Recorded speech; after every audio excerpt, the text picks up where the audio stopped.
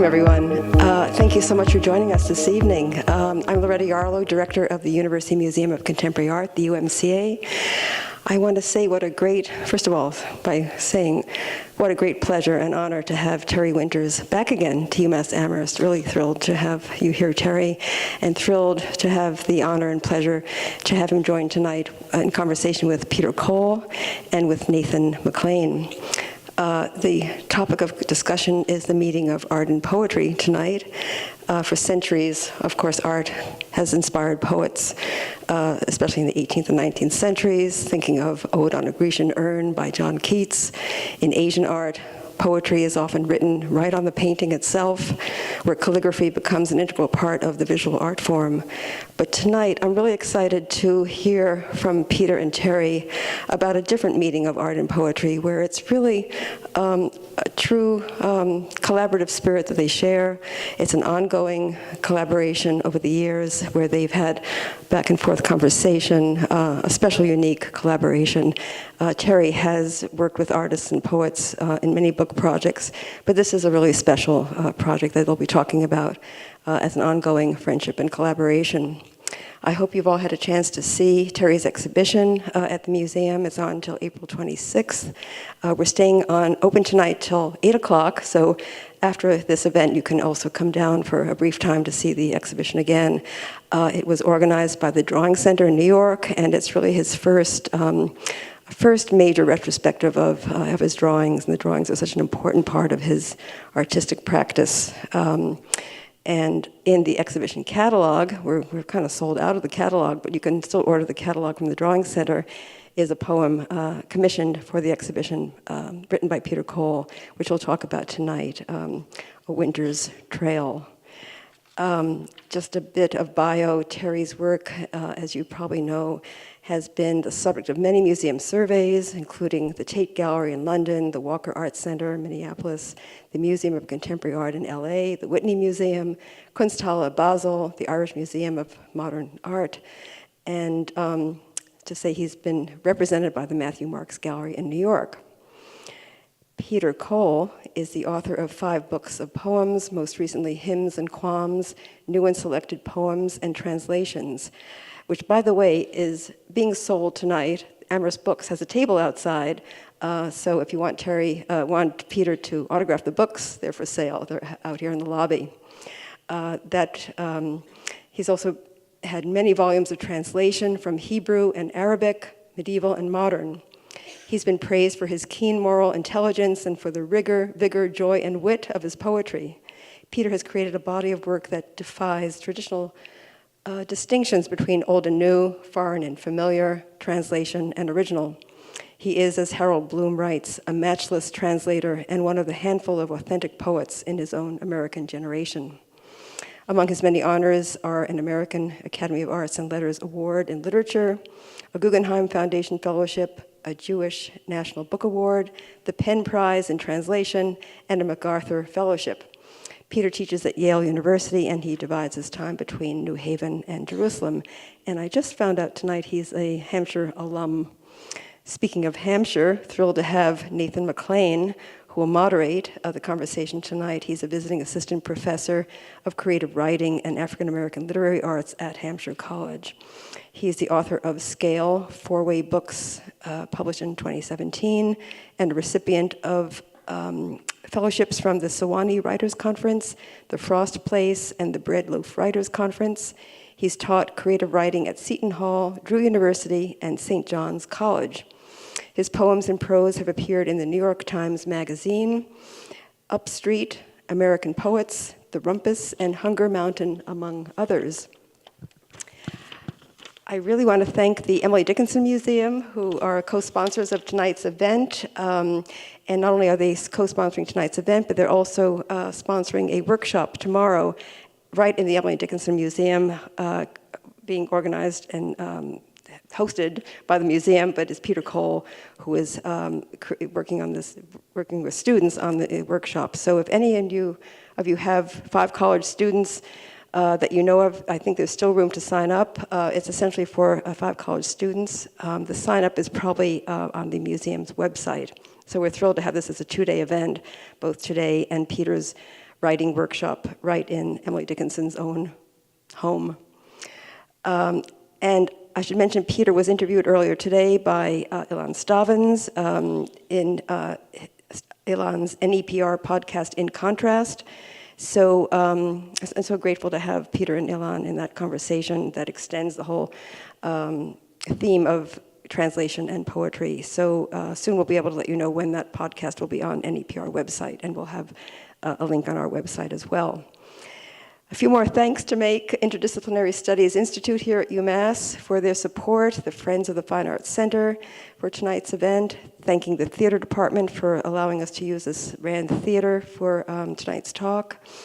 I want to also thank our own wonderful museum staff, Lyle Dennett, our installation manager, Amanda Herman, education curator, as always, their behind the scenes important work.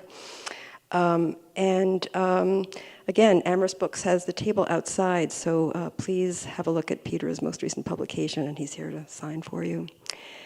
I'm going to turn this over to Peter, Terry, and Nathan. So please come up to the stage.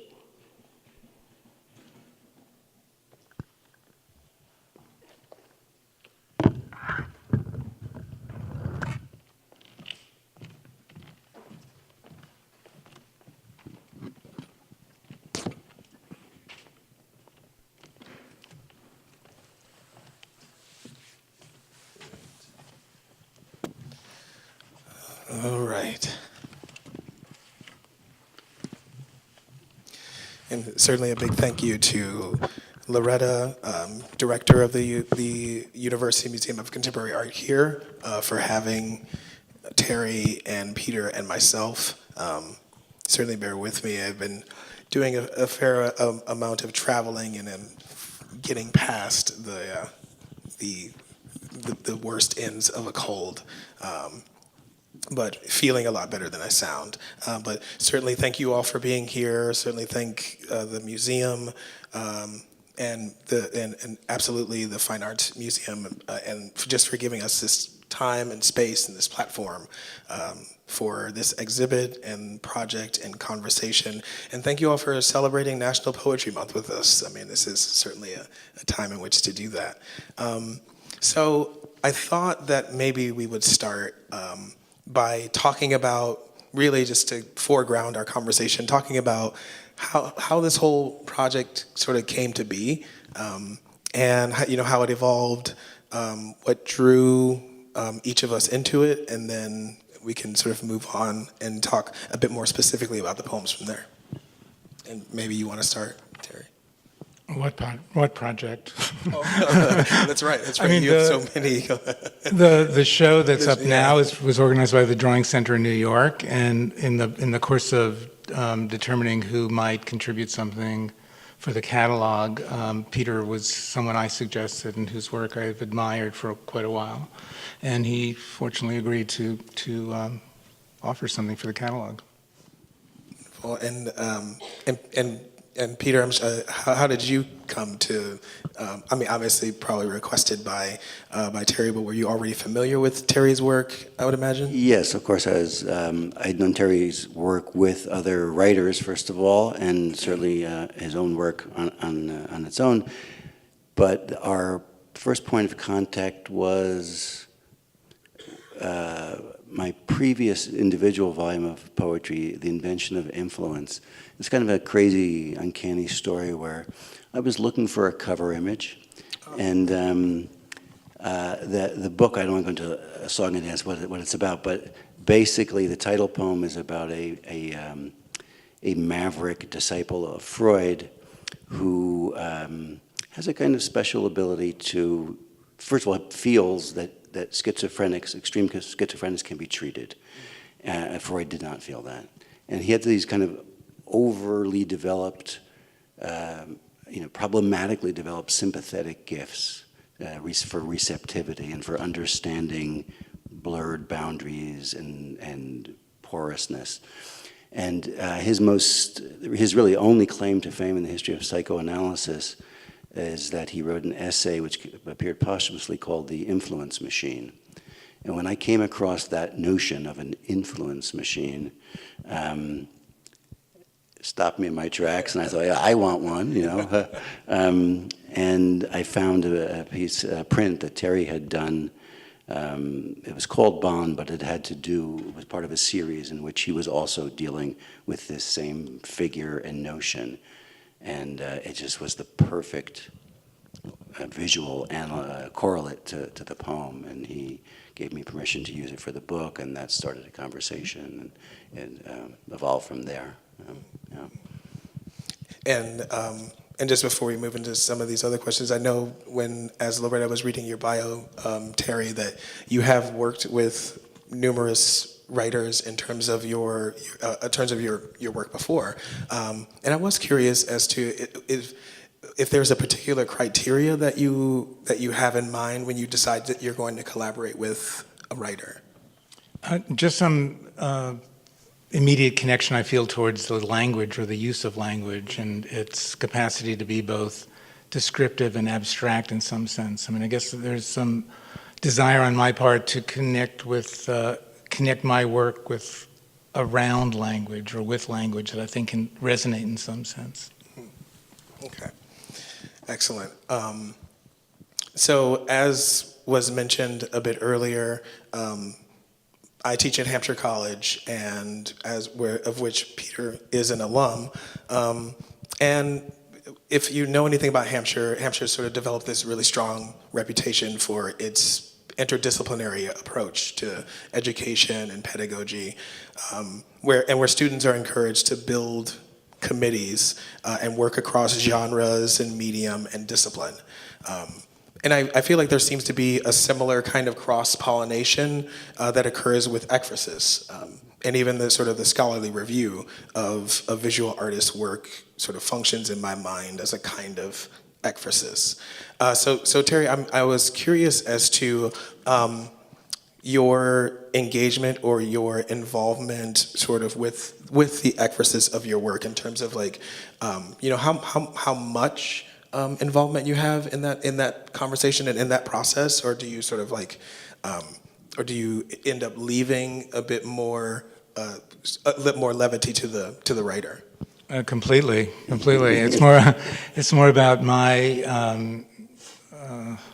interest in seeing what kind of signals come back, and that those signals can help me locate my own activities in some more specific way.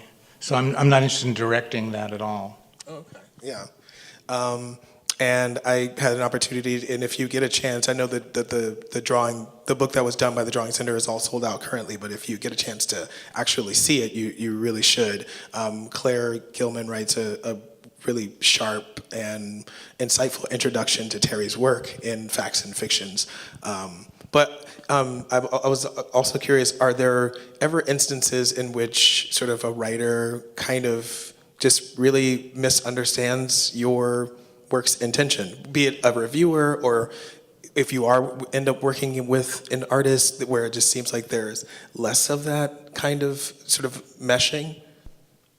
I mean, not in terms of people I have considered collaborators in some way. Because there's a mutual sort of back and forth that helps feed, hopefully, the energy of both of us in some way.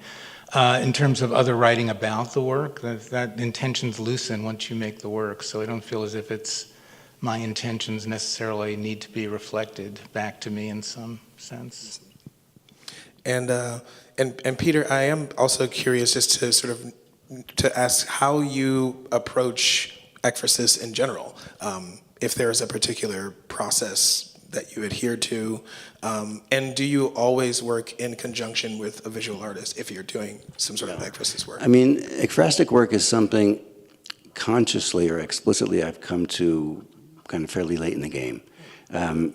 Looking back, there are lots of poems that were inspired by paintings of one sort or another, but I think in a way I had a kind of traditional notion of ekphrastic work based on realistic paintings, and I liked reading those poems, but they weren't poems I wanted to write. And the work with Terry, and I've done some work with Joel Shapiro also, and And I've written, and the manuscript I'm working on now has some other ekphrastic things, does have some ekphrastic things from music also. But what Terry mentioned, I think, is key. We share a kind of wandering between, you can call it concretion and abstraction, description and abstraction, but the abstraction is always very, I mean, look at the image right behind us. It's always very visceral, very palpable, active. There's nothing not concrete about it, right? And that for me is it's a very powerful place. It's been the place where my poetry has always emerged since my early 20s. And I think the real lure for me was I've spent so much time translating, where you're working in relation to something that other people can see you're working in relationship to. As a poet, we're always working in relation to something, but other people don't know what it is, and sometimes we don't know what it is, right? But when everyone can see what you're starting with, well, that's interesting. That relationality is something that I think is extremely important and magical. So, for example, when Terry invited me to work on this drawing center show, first he said it could be an essay, it could be a poem, whatever you feel like doing. And so we said, well, let's see the work. And my wife and I went up to his studio, and we spent the day with him and his Handel. And that process of just looking and talking that Terry described is there's sort of genetic material in there. I mean, it's something you just don't know where. You're just trying to get to know the work and everything around it. And I think Terry mentioned his relationship to language and the move from the visual into language. So one of the things that really caught my eye when we were in the studio was Terry's library. Right? After we had looked at the drawings for a while, I saw, oh wow, you really do have interesting books. A lot of the books that I have, and that kind of gave me a certain confidence, I think, to just follow out the line of my intuition in relation to that material. But I see it as to specifically get to what you're asking about. I see it as a translational act. Translation for me is about listening very, very carefully and, in a kind of organic, integrated way, and then responding. And there's a wonderful passage in the book of Exodus where Moses brings the people of Israel, he's around Sinai, and there's all this sort of thunder and lightning around Sinai, and the verse says that the people saw the voices, or saw the sounds in the sky. And in relation to Terry's work, I feel like I am hearing the images. And I want them to determine, they take me out of myself, so I have absolutely no idea what I'm going to write. And I want them to take me somewhere completely unexpected. In the same way Terry said he's looking for signals back. So I'm looking for that visual work to determine, to produce sound in me, and then see where that sound goes. And but we have a couple things we'll show where that's working in different ways. Yeah, I'm actually very glad that you brought up translation. That was something that I was wanting to ask about in terms of sort of how your work as a translator might inform your sort of ekphrastic work. But I think that is a rather kind of poetic segue into my follow-up question to this one. I am very much like Peter, am both a poet and a teacher of poetry. And one of the things that I have often heard, and one of the things I've often taught in poetry workshops is sort of this notion that a poem should, through its competent or elegant use of craft and imagination, that it should somehow teach its reader how it's supposed to be read. But then I wonder about how does a drawing accomplish this kind of concept?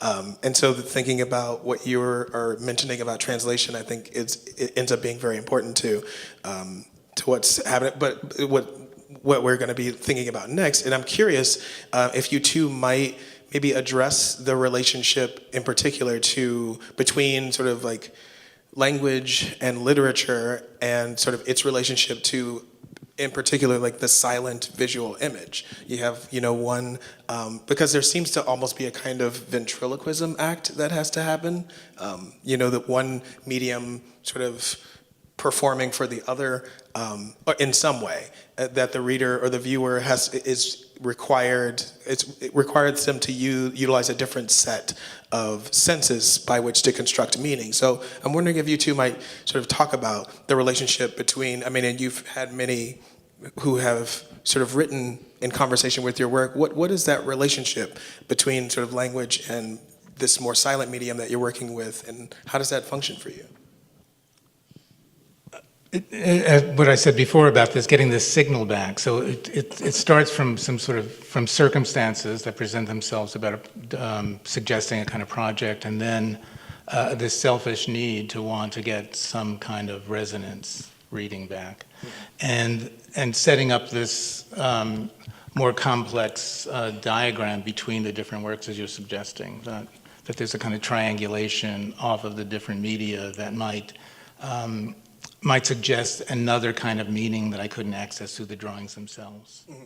And do you kind of have some of these particular meanings that show up in writing? Do you have those kinds of meanings in mind as well, or does that collaboration often sort of like reveal some things that are going on even to you? No, that's the hope. That's the reason to start the project. Yeah. So there's nothing in mind initially other than the curiosity and the impulse to start. Yeah, I should say that, so one of the things that happened in this project was I wrote, Terry showed me all the drawings, and Claire from the Drawing Center showed me all the drawings that were going to be in the show, and then gave me digital images of them all. So I spent a lot of time with them I think it was over the summer, but then deciding which ones to write about. Nobody said anything, you should, what you have to do. It was just, I sort of curated that group that I wanted to respond to. And that evolved over time. But then, so then I gave Terry the finished poem, and some of them were published with some of the drawings in the Parish Review. And at a certain point, Terry said that he liked them so much he wanted to do a series of prints based on the poems, or in response to the poems, right? So that did cycle back, and that interested me in the same way that, I was curious, well, what are those signals I'm going to get back? And so the second thing we'll show you is that second cycle of all this. Of course, then the book artist that we were working with, because we were going to make a book of this, said, "Oh, but Peter wrote his first poems to drawings, and now Terry has prints, and we're going to print the prints, so Peter has to write new poems about the prints." And I could see, well, this could be a lifelong project. Terry said, "Well, you don't have to do that if you don't want." I said, "Well, let's see. I prefer to say yes, and then see what happens." Well, the initial idea was for me to make prints of the drawings that had triggered Peter's poem, and I just came up against my own inability to do that, or to become interested in revisiting those drawings again. So I was working on a number of new drawings, which I developed into prints, which then we proposed to Peter for writing another text. Right. And they had just happened to, Terry doesn't know this, but work into a long poem that I was writing. And I thought, oh, this is exactly what I need here. So then, yeah. And I don't know, maybe this might be, you're going to get to see a little bit about this latter project that Terry and Peter are working on, or working towards a bit later, but maybe this might be a good place for you to actually share Sure. what you've done for this project. So, I'm going to read. You see the instructions to push very hard. There we go. I think that's all right. You can hear me? Yeah. And this I have to use a remote, which I'm not very good at. There we go. Okay. So this is the poem that goes with the show that's downstairs, A Winter's Trail. And I have to use the remote while holding this, which is a little tricky, and turning the pages. We'll hope for the best. Drawing draws us in, involving us further and stretching attention. It sketches, reaching, inching in ink and grasping, graphite, graphing, drawing, draws us out of our cells and cells, extending thinking into seeing what was sensed or seen as something once in hand, in eye, or at the finger's tips. It leads one on to a place of twos and two and into seeing what was sensed or seen as something once in hand, an eye, or at the finger's tips. It leads one on to a place of twos and two, or into arcs and depths as angles curve through layered swerves and lines as tines, drawing as first and quickest to the quick and draw, and yet it slows and flows, unfolding time, raveling mind. It tries out signs along a way, a wavering. It's a doodle dancing within its perfect incompletion, now a mesh and not a mess, a net that's working through a seam between us, drawing seems to hone what might be true, and turn by turn it trains, but doesn't tame like runes. It tunes us. Charcoal's quiet and chalky mist, cedar cones' emergence from its sinking here now into the page as, and of its absence and grays, there and not quite there yet mix.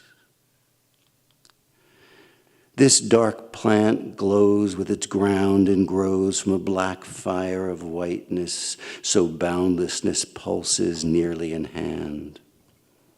Its smudged halo holds like a kiss, creation's lipstick, a fooling around. The nerve and zinc ascent of it, descending extension in every direction, knots of cinder and brightness as one, wash of ash through which it hums. Beneath the skin, these paths are thought. Odd how globs form morula, or constellations of single cells evolve as clocks of grape-like clouds, and scarlet clusters hovering near smears of immaculate whiteness become the drifting stalk and jot of an eye. Neurons fire in black and white, gouache and graphite, and unlike angels don't expire with ignition along a spine. Reaching the head we wander into, the frame and opening of an interim installation to which all roads have suddenly led. The eye slides beyond the rendering's frame and out through just about everything now we're seeing there in these winding lines, elided.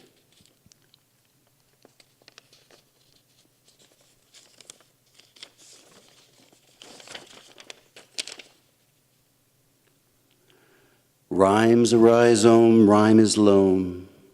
When it's foam, the poem's not done. The poem's not done until it's a dome. The dome itself is a kind of poem, and even then there's more to come as the rhizome roams and its phonemes run. Up and slantwise down at once, through its phloem, the poem is one.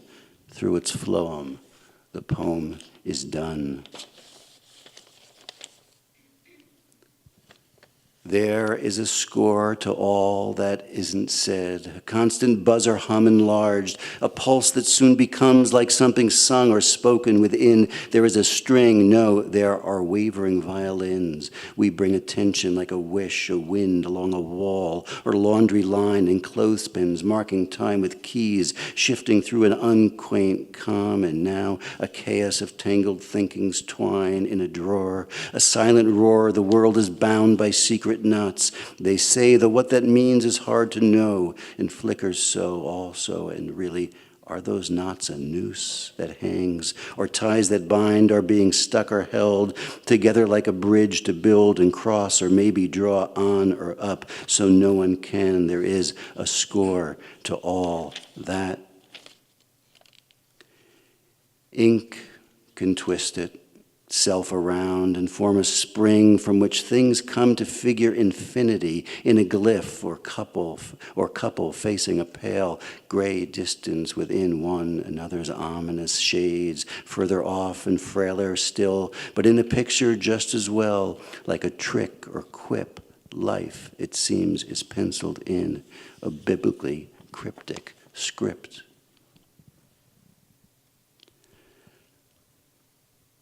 This writing's on and off the wall and tells us what it is and why we're so intent on understanding. A layered saying that seems to say it all and nothing in particular.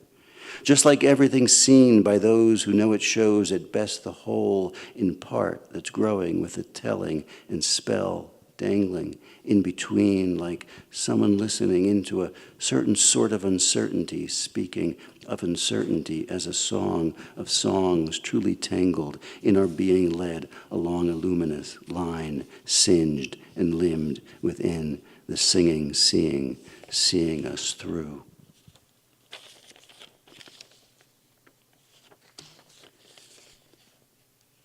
In arcs so dark it glows with its holding, the nothing it knows within its unfolding. Composing now a hardening spark's unhidden power, unbidden black.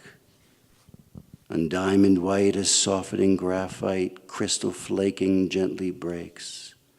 Into an opaque night of fluorescence over a field behind a fence where a king's thinking of slipping tenses and the ancient art of riding wakes, or maybe only a day's mistakes. Here at a pointed end of a pencil from a parcel, and that's a start as ink shines from the king's heart.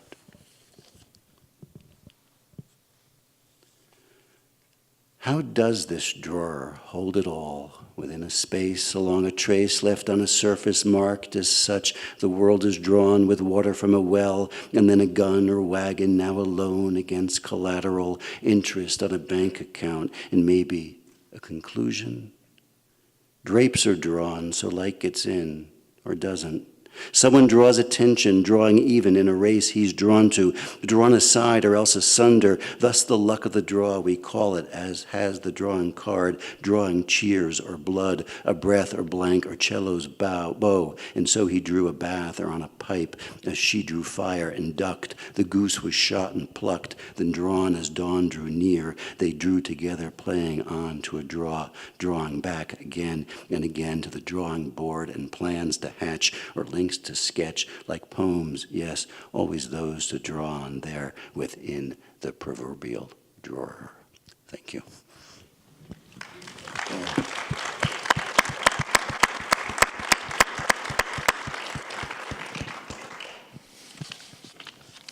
right. It's wonderful. Thank you for sharing that. And again, that appears in the Drawing Center's book if you get a chance to It was great to find hear Peter read this, like, because I've read it a number of times, obviously, and also great to hear that, in a sense, like the invitation to do it came at a cross section into a project that Peter was already involved in, because in some sense, the whole notion of me going back to revisit something was so contrary to, I think, the way that both of us work, which is sort of trying to tap into some streams of energy that are current and present. So I think there was a way that it was very fortunate that we were both able to sort of channel these two separate but parallel interests at the same time. Yeah. And I mean, having been able to spend time with both sides of it, it's just been interesting to sort of like see those two things sort of working together, and being able to just start to make some of those some of the connections between what your work is doing, Terry, and how your work is responding to it. So, like in traditional ekphrasis, you'll have, I don't know, a painting with people in it and characters, and a poet will comment or animate or dramatize what's going on in the scene. And of course, you'd have a hard time doing that with Terry's work, which is what drew me to it, right? And because I'm always interested in sound in poetry, maybe more than a lot of other poets, the abstraction or sort of borderline between abstraction and familiar, recognizable shapes that Terry's often working, I just found that incredibly provocative in terms of producing sound in me and letting me and encouraging me to do something similar. So in a way, this is probably one of the most extreme sound poems I've written, and it's kind of started a thing. I've gone further with it, and I just take great pleasure in this case letting the drawing draw. It's the idea. There's a beautiful passage in the Zohar, which is the sort of the major Kabbalistic book of the mystical Jewish tradition. So one of the poems I read, with the one with the sort of yellow lines, the kind of scramble of curvy lines. So there's a little, I don't know if you could see it on the screen, but there's some yellow in there. And I mentioned the Song of Songs in there, but it's not the Song of Songs, it's just the song that this is producing. But in the Kabbalistic commentary to the actual biblical book of Song of Songs, there is, instead of the two lovers of the Song of Songs calling to each other, this text has the letters calling to each other, and it says, "Draw me after you, let us run." And in a way, that's sort of what the whole poem is about, is the visual drawing me after, drawing the letters that I have at my hands or in my mouth, after them, and seeing what happens sort of on those hillsides, just let them arrange themselves. I mean, it's not unconscious, it's not automatic writing, but it is definitely not anything I would have ever produced without, responding to those drawings. It's not automatic, but it's cursive, and I think that the way that writing and drawing are both are products of a kind of bodily gesture, Absolutely, in a sense, yeah. and a generation of particular kinds of formal elements that are used as a communication device. There's a very profound link between them there. Yeah, it's so completely physical. Yeah, it's the distinction. It's not automatic in the sense of I'm writing with my body, with my torso, with my hand. I write longhand. I'm writing with my lips, with my tongue. I'm not so much writing with my rational brain in this case. I mean, there are connections being made, and I'm responding to things I'm reading to, but it's really being led by sound. Well, and I guess maybe that brings me to sort of my next question was actually, I think along some of those lines, I wanted to talk a bit about texture, because I think that what both of you are working in, I would imagine, is to some extent very much informed by different kinds of texture. Whether for Terry, whether it's like, charcoal or chalk or gouache, graphite, crayon on paper. I mean, any of those decisions sort of must take the subject of texture into account. And so I'm curious how you would say the consideration of texture informs sort of the intention of a particular piece. And then I want to go on and ask you, Peter, because language and sound provide a completely different kind of texture. And there's obviously a rich sonic texture that's going on in the poem that you read. And we're through rhythm, through a repetition of diction, through rhyme, through the way in which words on the page certainly create different. We get to hear different things with when you see alone against in the latter section of the poem, we see alone, which is two words spelled A-L-O-A-N, but we also are challenged to hear alone as well, A-L-O-N-E. Which is pretty much the way I hear ordinary conversation.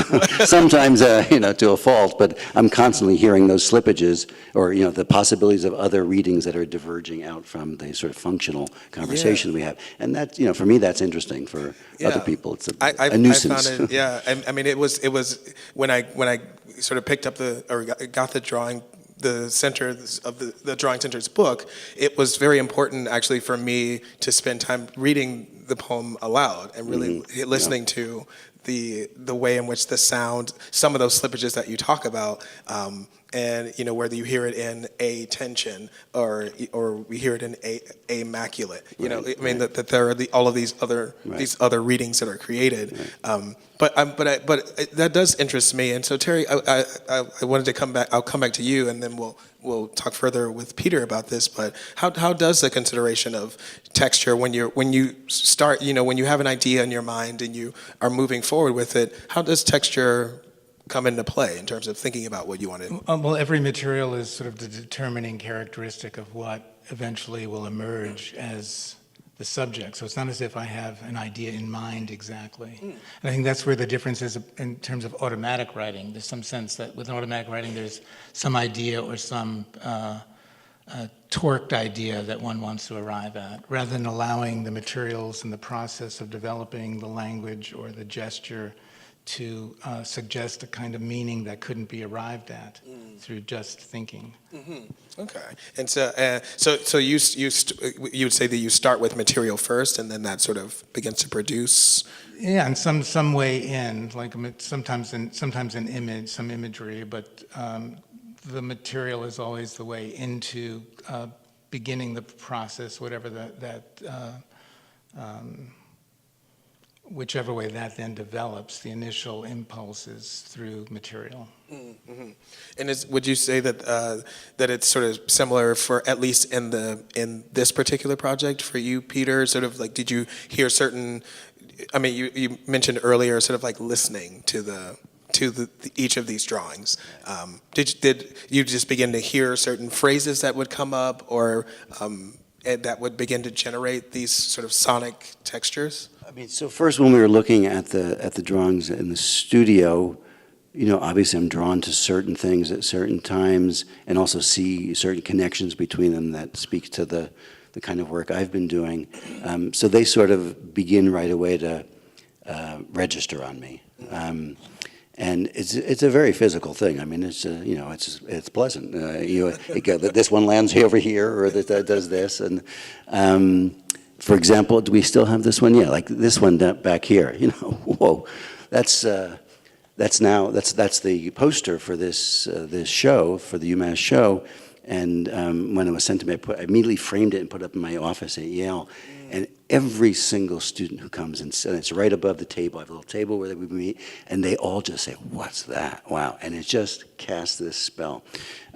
So before there are sounds, there's that visual response on the nervous system, really.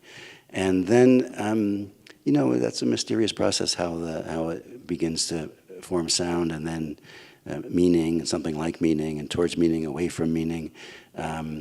I just spent a lot of time looking at them and writing in my notebook, and until something began to grow.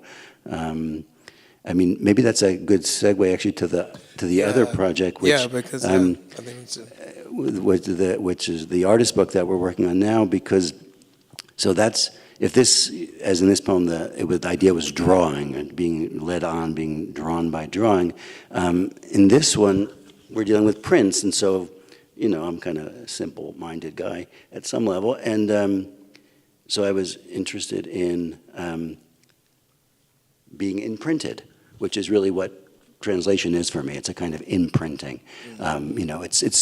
It's a kind of being pierced, really. I mean, I think all art is that at some level, but certainly the history of translation and the experience of translation is a kind of Schleiermacher, the Greek theologian, German theologian, who also translated Greek and wrote a lot, some of the most important, or one of the most important essays in the history of translation, talks about being pierced by beauty, what will be the response to being pierced by beauty when you're responding in another language? How do you account for that?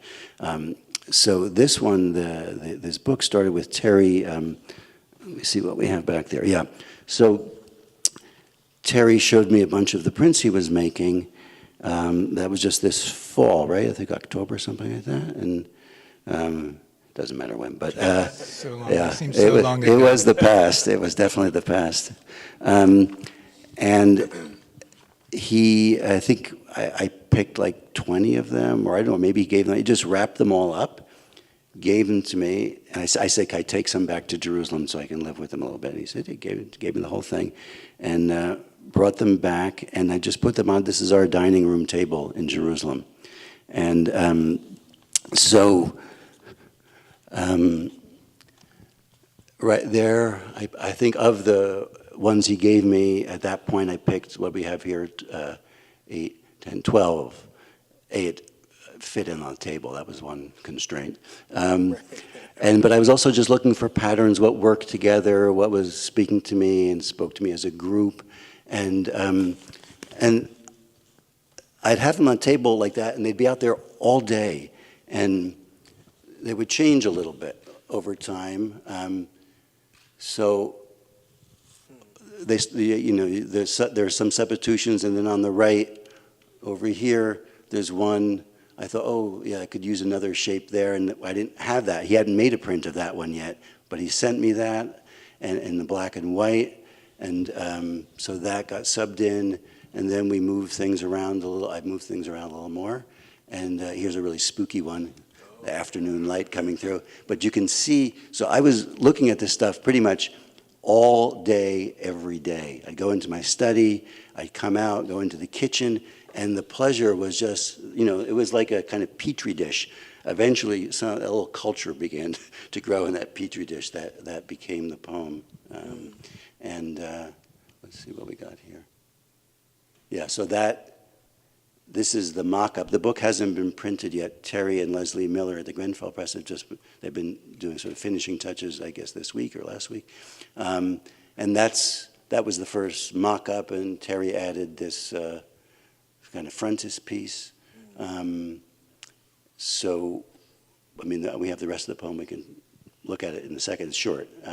But if you want to... I was interested also in just this consideration of texture and thinking about sort of your earlier response, Terry, in terms of how you enter a piece. How has that process changed when it comes to sort of re-entering material? Like when you are writing something that's responding to Peter's poem, as opposed to something that's just completely new. Like does that change your process at all? Well, the book made its own demands also. When Peter had paired a number of images with some of his text and sequenced it, and then there was some back and forth in terms of adding some images or dropping an image, adding the frontispiece. I then added a cover image, and then we developed a colophon page. So it was really this sort of exchange of imagery and ideas. It wasn't so much that I was responding specifically to one phrase or word. It was more about the totality of the book.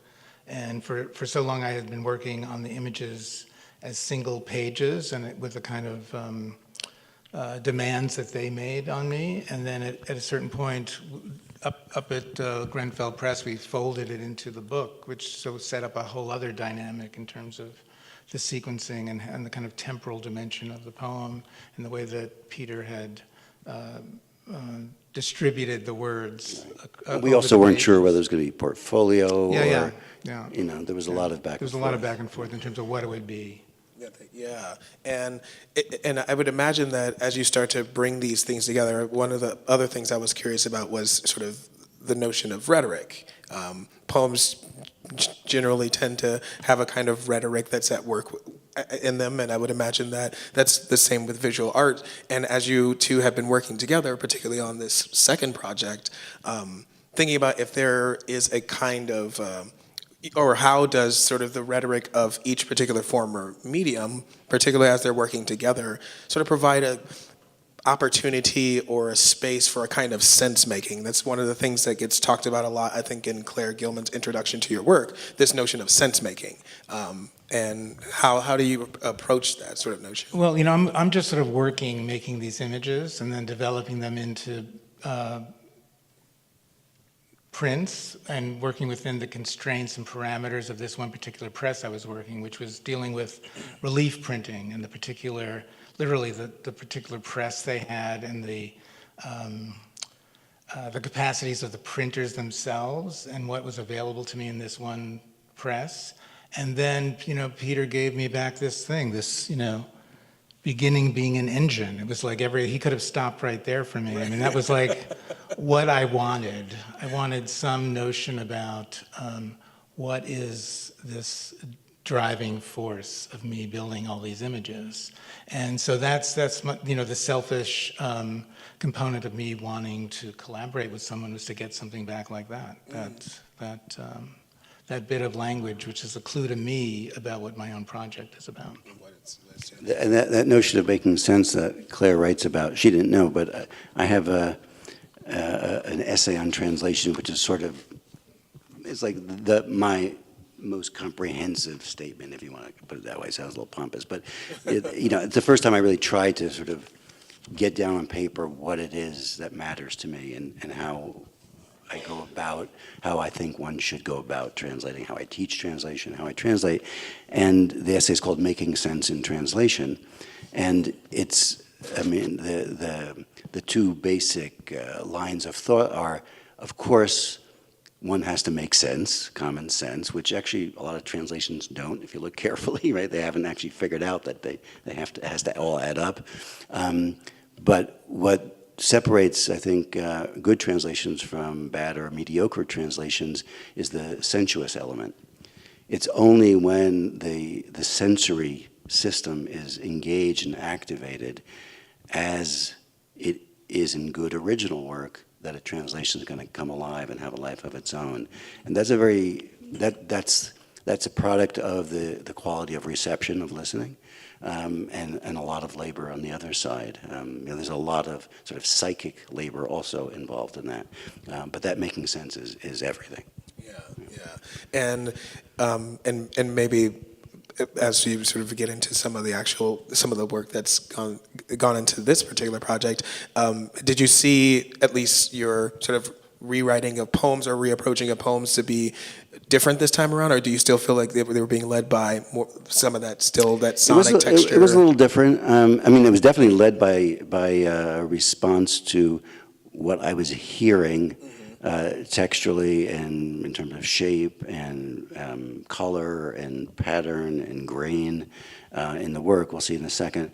But I do think that notion that these are prints, that the metaphor of being imprinted was really, it created, it just pushed me rather than led me. It pushed me in a different direction, and the sounds emerged in a slightly different way. Just not to turn it into a big dramatic thing, but just so you can see. So this, that I decided was the opening. Beginning being an engine's emergence, late in a game, and oh, an opening, how, and again, really. And that was all just sort of generated by that shape, which I had a very visceral response to. And one word gave way to the next, beginning being an engine's emergence, So it's literally just a kind of improvisation, a kind of a sound improvisation. So these are like prose stanzas, really. You can take them on their own as a kind of commentary to the print, but they also string together. So an opening, how, and again, really, already, a budding, or not, here we come, from behind, behold, ahead of what we've done, or are we? So also playing on the knock, knock, here we come, that kind of thing. And for me, this is all kind of genetic material and what's going on. And the wood grain that Terry printed this on, I just love that. And of course, I put it on our dining room table, which is what kind of wood? It's maple wood made in Kentucky. Somehow that got shipped to Jerusalem. Never figured out how And that got. the wood grain is actually a rubbing I did of my drawing table. Oh, wow. Yeah, so I mean, just like all that, and the drawing, and he told me that, and one of my favorite poets is John Wiener's, was John Wiener's, he's still a favorite, but a Boston poet, and Ginsberg called him, his poem to the product of a shattered mind at a certain point, but an interviewer once asked him, how did you come up with the image, and how did you learn this kind of music? And he said, arm against the hard brown desk. All my life that's been with me, arm against the hard brown desk. So then we go on to hosting. So what was the last thing we left off with? Ahead of what we've done, or are we hosted something, haunting, coping, copying, closer, coding, copiously keeping, to align a slipping feeling for a formal, coming always into being. So it's really commenting now on the process of the composition itself. Gin within that fate in the game as flesh map were cut in thoughts reaching into the grain of things. The ground, a pining rippling, a rubbing of rings, widens a dark, dividing us from and into selves as cells. Shifting, not quite black to white, but wide from tight through seeds of seeing, a start like spores released to doors at once beyond, and still at heart, returning up. As one, the ochre embers float the ball, which holds it all, the lightness of its lifting, so that she's within, what's felt without, the frame maintains its digits distance, bringing near a surface, bearing what we hear, and now at hand, inflected there. Is that an ear or crown? We, where the swarms of voicing scanned, connect the dots through doubt or debt and wing it. So that's the end of that poem. So there's kind of angelic thing here, but I also had in mind those voices I talked about with they saw the voices on Mount Sinai, and kind of that was a kind of model for me. So this poem ended up fitting in. I've just not quite finished a poem based on the Hebrew letters, which is also an ekphrastic thing, because I wanted to see, could I write a poem based on letters, an alphabet, which are also visual, right, signs, that, and when my audience knows nothing about any of them, any of those, I have to assume no knowledge whatsoever, but can I just get them to respond with me to the visual fact of these letters?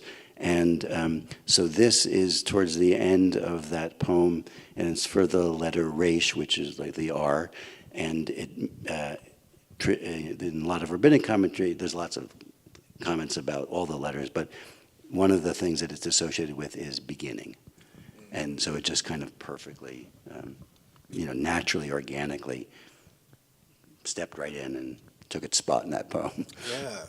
No, I think that's really beautiful. And just in seeing that, I mean, there is obviously very much conversation that's happening between the two works, but they are very distinct. Right, right. Well, there's also the whole kind of John Cage, Merce Cunningham thing where you just put the two things together without, this is not that, right? I'm interested in some kind of dialogue, but it's not a one-to-one thing in any way, just as I think translation should never be a one-to-one thing. That's dead, Right, and I think that one of the things that could easily be argued about translation in general, and I'm curious on your take on this as well, Terry, is sort of the notion of just even the act of translating a work is to some extent already sort of inadvertently a failure, in the sense that regardless of the form it takes, it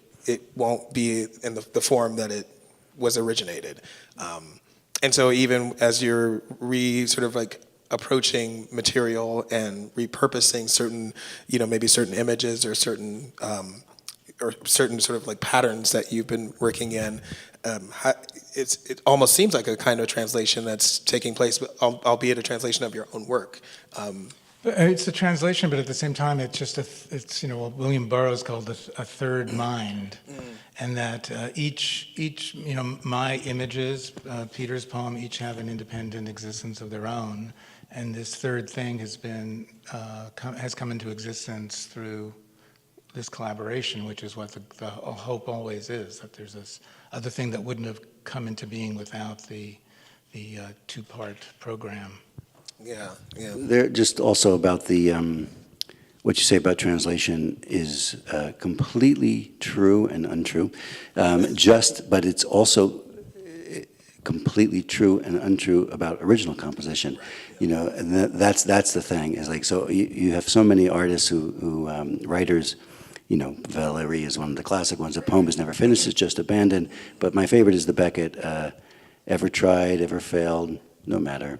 Try again, fail better. Yeah. And he's talking about himself writing, so. Yeah, and I did want to ask, because, we're getting sort of the complete picture of all of this, and it makes it, look like it's, it's all sort of nice and easily done, but surely I know that there are tons of challenges that go into the composition and the collaboration of this kind of work, and I was curious as to what were, or if there were, some notable hiccups that you had with just trying to get this thing together. What were some of those challenges that you had to push past? Well, just getting a print I wasn't embarrassed by. It's all kind of a struggle. There's some sense that I've been thinking more and more about painting or any kind of project as a combination of carpentry and catastrophe. That there's a sort of book title. There's a civilized behavior around doing a book project and having a publisher and making the images, but at a certain point, to push the imagery and the amplitude of the project beyond some set limit for oneself, you have to go to some place that's very uncomfortable and unknown, that is a little less civilized, and that's where the real images come out of. And is it similar for you, Peter, in terms of like feeling a certain kind of satisfaction for what you've produced, or I'm not sure how much revision goes into as you're working in. There's a lot of revision, but working with Terry is very easy in the sense that he listens, he's patient, it happens fairly naturally. The difficulty is the same difficulty, he said, in the sense of, I don't want to produce something that will be embarrassing, that will disappoint him. There's that terror of, maybe you have nothing to say. When we'll see what happens, and maybe it will be nothing. And but that's all writing, right? It's just now you do it with someone else, and there's a certain expectation, and maybe even a deadline, and there's a show, and when you're translating dead writers, they're not going to respond, at least not directly. They have their ways. And when can we expect this particular project, or is there already a date set for it? No, but it's being printed right now. And and will the prints come here at any point, you think? Come here? I don't know. Yeah. No plans. First, we want to get the object. We're making the object. Yeah, which is really great. Well, I wanted to actually leave a little bit of time for a little bit of Q&A for folks who might. I have tons of questions, but there may be some people in the audience who may also have some questions for either Terry or Peter or both as well regarding this project, regarding some of the other work that's been shared and shown. But yeah, we certainly invite your questions. Yeah.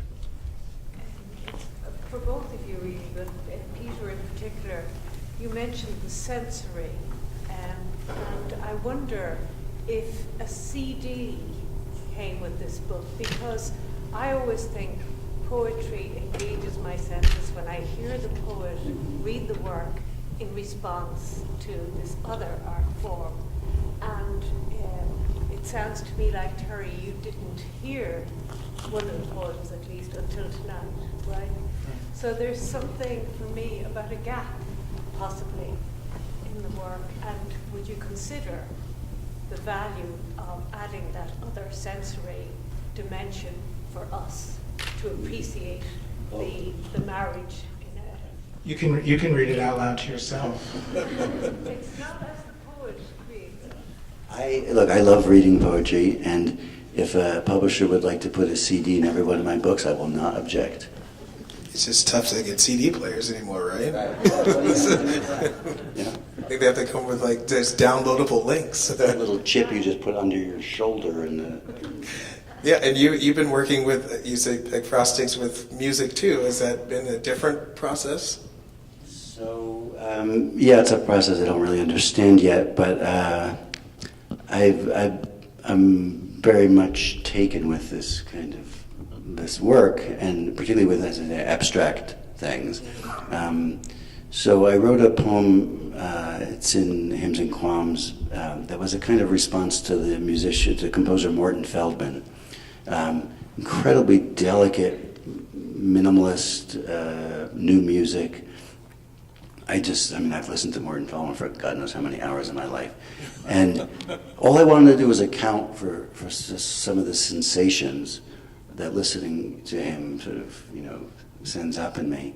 And so it's a very indirect kind of ekphrasis. But the fact that these poems that I do with Terry are so much music-based, it's just part of an extension of that impulse.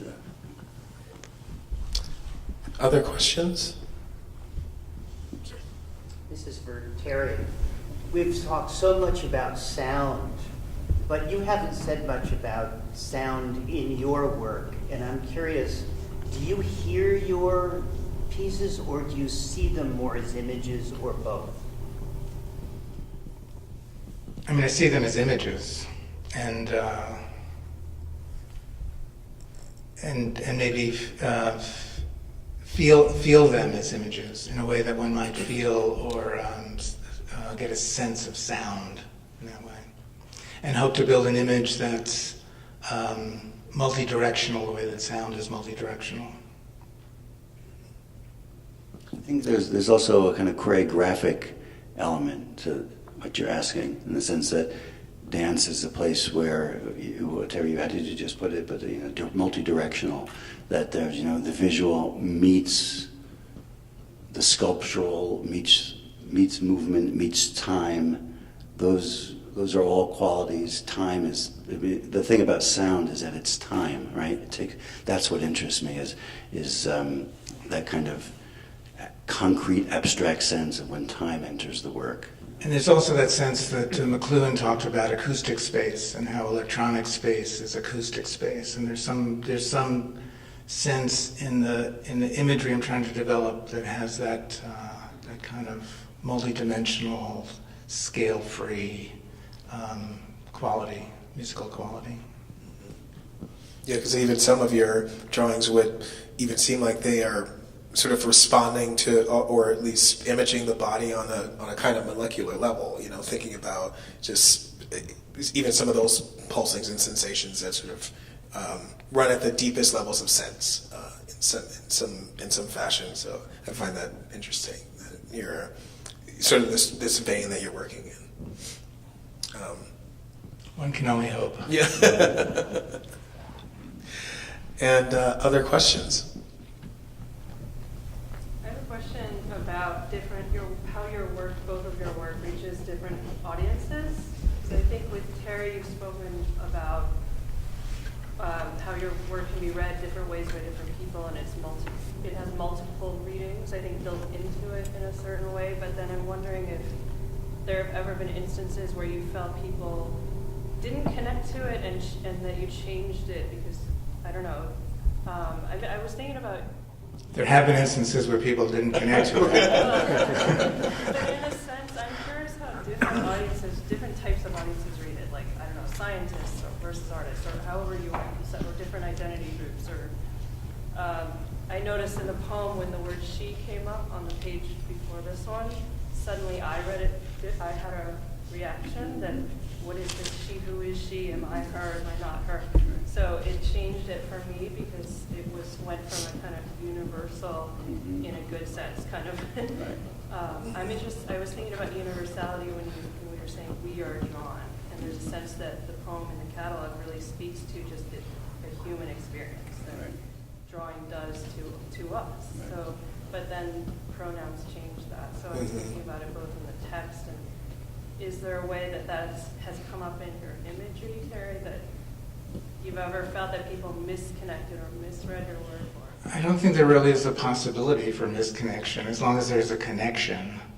And in a sense, I'm trying to engineer the images to a point where they allow for these kinds of multiple readings, and that's part of the energy I get off of them from moving them to that edge of likeness, that they possess a kind of likeness despite their abstract quality. And I also know that your work tends to there are many different museums sort of all over the world that house them, house your works, and maybe an extension to that question, like have you found different kinds of responses, like regionally? Have there been different sort of things that happen, maybe similar work that's responded to just because of regional aspects, or? Nothing I can discern. I'm just not sensitive enough. And I don't know if distribution or audiences. I would imagine as you begin to move into things that are a bit more sound based, that's going to have a different effect on audiences. So is that something that you're considering as well, Peter, as you're working? We're poets, so we're talking about a different scale here of readership or audience. You just never know what's going to speak to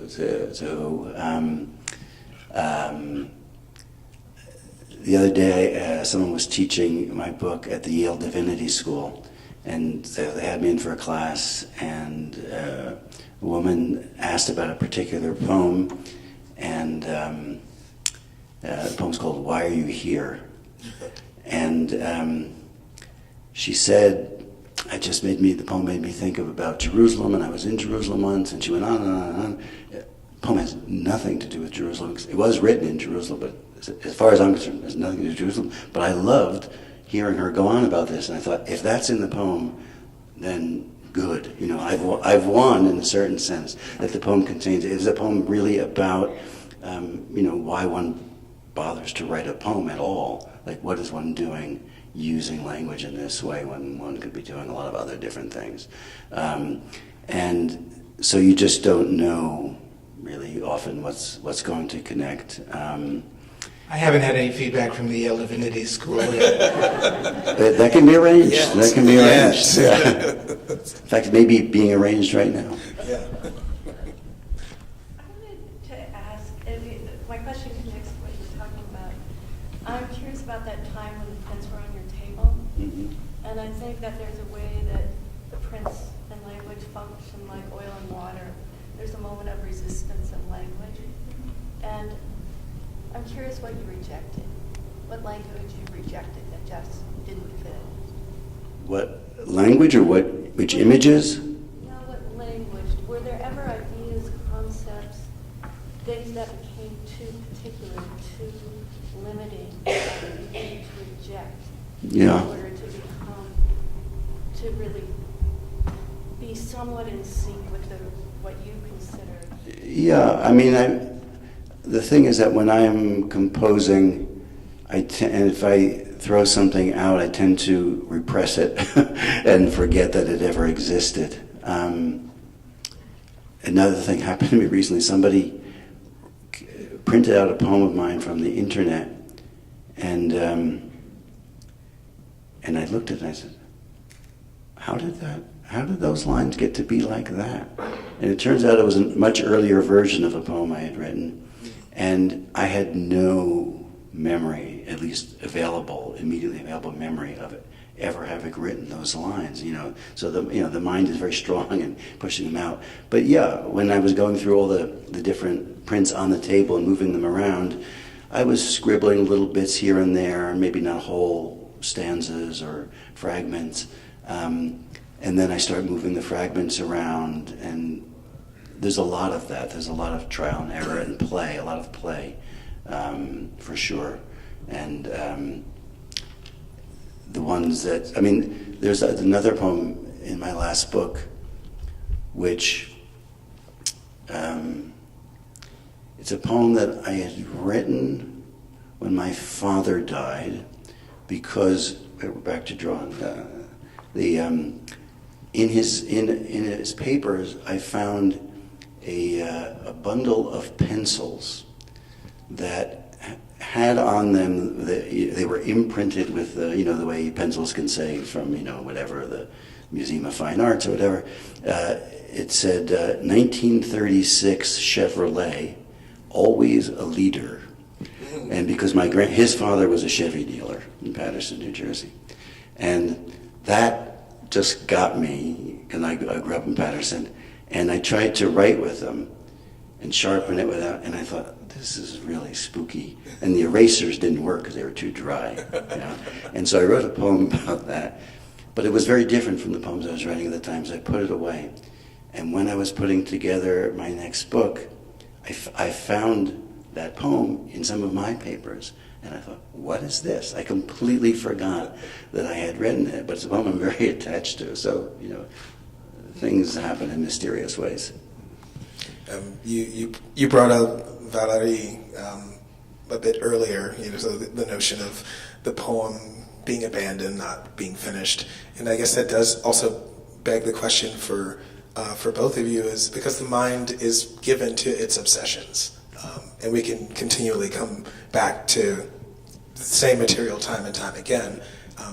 How do you know when you're finished with something? How do you know when it's finally? How do you know it's finally time to move on to something else? I'm going to quote a wonderful poet and dance critic, Edwin Denby, writing about de Kooning. He says at the end of a free verse sonnet, when he's painted himself out of it, de Kooning knows his picture's finished. There's a kind of feeling. It's a kind of sense of completion or a kind of click where you're just, it's a thing unto its own now, and if you do any more, you're just going to interfere and make it worse. And do you find that that's the same for you? Like, even if as your mind is maybe seized on a certain maybe series of images or a particular shape or pattern, that you kind of have a similar sense of when you. Yeah, I don't think there's any improving on Edwin Denby and Willem de Kooning. That's the sense. Something's exhausted and one is no longer connected through some umbilical cord of anxiety or need with the work, and you're suddenly outside of it and can't get back in. Wonderful. Any other or final questions? Annie. I keep thinking, and I don't know who to address this question to, but I keep thinking, how do you follow the inaudible that's in sound, in language, the invisible that's at the edge of the image and in the image, but not there? And how does that affect one another's threshold of being able to do that? I just keep thinking this question about, I can't articulate it right. It has to do with the inaudible and the invisible. Well, you just articulated it. This is more like almost like negative space, but maybe. Yeah. Well, it sort of goes with the ineffable, and I am a big believer in language as being our best bet to get at the inaudible and ineffable, not directly, but as a kind of trap or reflection of, or echo of all those things that you mentioned.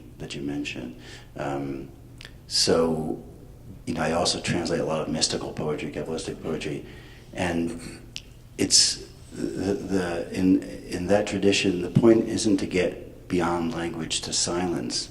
The point is sort of the way you just put it very beautifully, is to get to the ineffable and the invisible and all that within language itself, so that while we go on talking to each other, it's all there. I mean, and to quote de Kooning again, I mean, de Kooning said that painting is forever mute, but it's something you can talk about forever. And I think that it's that talking and that sense of trying to articulate what these connections are and what these feelings are is that's the art part. He said that's the art part. I like that. And that may actually be a really great place to actually close this conversation. We did want to leave a little bit of space and time for those of you who maybe haven't seen the exhibit yet, or who might want to go back after hearing a bit of the conversation here, to go back and maybe see the exhibit with just a new perspective on it, which I believe Loretta was saying is going to be open until 8 tonight. Yes, and the books are available as well in the lobby. Yes, wonderful. Was there anything more that any other housekeeping notes for? Just gratitude for a beautiful conversation. No, thank you to both Terry Winters and Peter Cole for being here tonight. Thank you all for being here, and hopefully you'll buy books or you'll go and see the exhibit, and have a really wonderful evening.